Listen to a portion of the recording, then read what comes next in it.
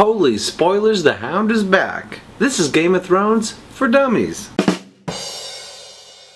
Hello Internet, I'm Brandon Prosek. If you haven't seen this show before, what I like to do is a quick, snappy, snarky recap of the latest episode of Game of Thrones. This week we talk about episode 7 of season 6, The Broken Man. We're going to talk about spoilers. Really, if you haven't seen the episode by now, what's wrong with you? I'm going to kick things off talking about things going on in King's Landing, where Marjorie has a little visit from her grandmother, Lady Olenna, the Queen of Thorns. Lady Olenna's like, I'm going to get you out of there, but Marjorie goes to her grandma and is like, don't worry, I got this. I'm still House Tyrell. This whole religious it's a charade. Team Tyrell. Put on up north, Sansa, Jon Snow, and Davos are on the recruiting side of things, trying to gather up forces to take on Ramsay Bolton at Winterfell. Surprising enough, the easiest people to convince are the wildlings, because they're like, hey, we'd rather fight Ramsay opposed to f***ing zombies, so guess we're in. Later on in the episode, they try to convince a little house named Glover, which is not Danny Glover in case you were wondering, or Donald Glover. That's racist if you assumed. House Glover is kind of like, yeah, f*** this shit.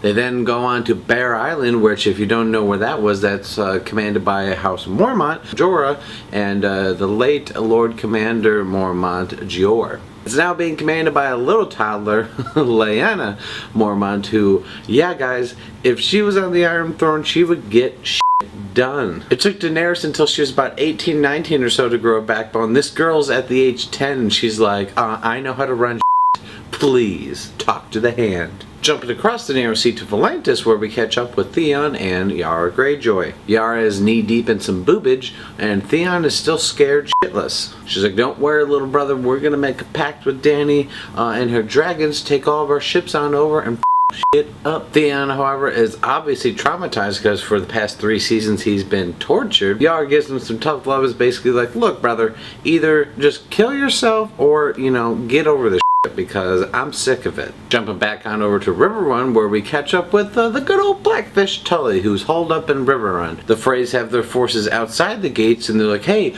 we'll kill your nephew Edmure if you don't open up. And he's like, go ahead, cut away. And they're like, shit. Blackfish called her bluff. Jaime Lannister and one of my favorite characters of the entire show, Bronn, show up all boss like, you call this running phrase? Step aside, let us do our thing. Like a total boss, Blackfish says, as long as I'm alive, this war ain't over, people. Back across the narrow sea on over to Braavos, where Arya has officially dropped out of killing school, rallying up some people to find her ship back home when she falls for the oldest trick in the book.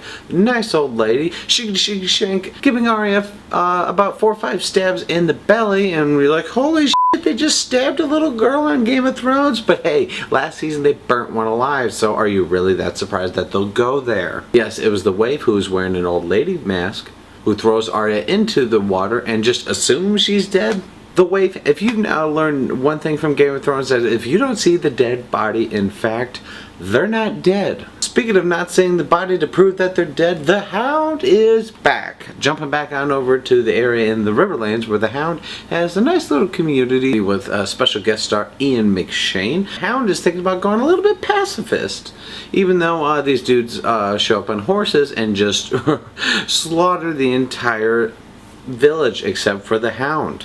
He, of course, sees this and grabs an axe. Is like, you know what? I'm sick of this shit. Time to go back to work killing bitches. And basically, that's all that happened this episode. Still way, way, way better than last week's. Opposed to a lot more build-up, we actually had shit that goes down. What do you guys think of this episode, The Broken Man? How do you feel seeing that the Hound is back? Please comment below. Let's discuss and talk about it. I think it was one of my more favorites of the season, to be honest. Also, guys, please comment below if you think hashtag Clegane Bowl is happening. If you don't know what Clegane Bowl is, please, please read up on Google. It's some fun-ass shit.